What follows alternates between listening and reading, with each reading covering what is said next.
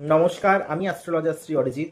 আজকে আপনাদের বলবো 2026 সালের 1 জানুয়ারি কি উপায় করলে আপনারা ভালো থাকবেন। তার জন্য অবশ্যই কিন্তু চ্যানেলটি লাইক করুন, শেয়ার করুন এবং সাবস্ক্রাইব করতে ভুলবেন না।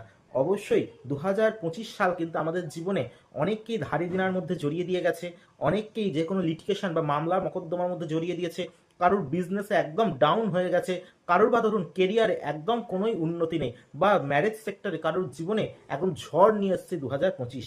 অবশ্যই কিন্তু 2026 সাল তাদের জীবনে কি দিতে চলেছে সেইটিকে দেখার জন্য অবশ্যই আপনার জন্মছকে রবি কোন হাউসে অবস্থান করছে সেটিকে দেখার প্রয়োজন আছে, কোন প্ল্যানেটের সঙ্গে সেটি অবস্থান করছে সেটিকে দেখার প্রয়োজন আছে, নবমাংশ ছক আপনার দেখতে হবে, তার সঙ্গে সেটি কত ডিগ্রিতে রবি আপনার জন্মছকে অবস্থান করছে, কোন গ্রহের সঙ্গে দৃষ্টি বিনিময় করছে এবং কোন কানেকশানে রবির সৃষ্টি হচ্ছে, অবশ্যই সেগুলিকে দেখার প্রয়োজনীয়তা আছে।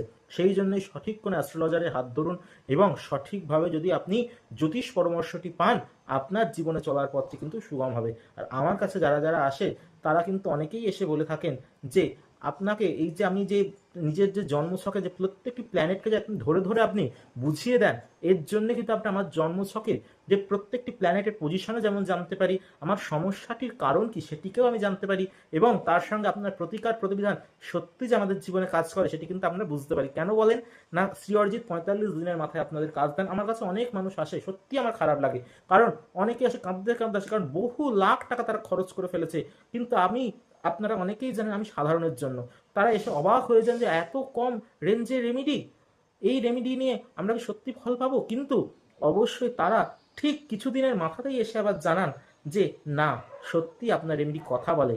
কারণ আর আমি কখনো জানবেন না যে মানুষ যারা যারা আমাকে রিভিউ দেয় তাদের রিভিউ তো আপনাদের অবশ্যই জানাই, এবং যারা যারা রিভিউ দেন না তাদেরকে আমি কোনো জোর চাবস্তি করি না, কারণ তারা প্রত্যেকেই বুক ফাটা কান্না নিয়ে আমার কাছে আসে এবং তাদের চোখের জল কিন্তু যাতে পৌঁছাতে পারি সেই আশীর্বাদ কিন্তু আমাকে মা তারা করেছে।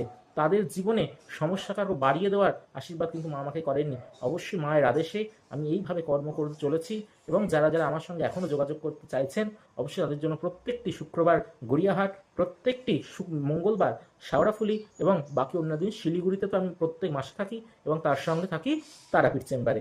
কি করবেন, একটা তেজপাতার মধ্যে লাল পেন দিয়ে নিজের উইশ লিখে কর্পূর দিয়ে জ্বালিয়ে দিন, দেখুন আপনার মনস্কামনা পূর্ণ হবে। করে দেখুন, ভালো থাকবেন। নমস্কার।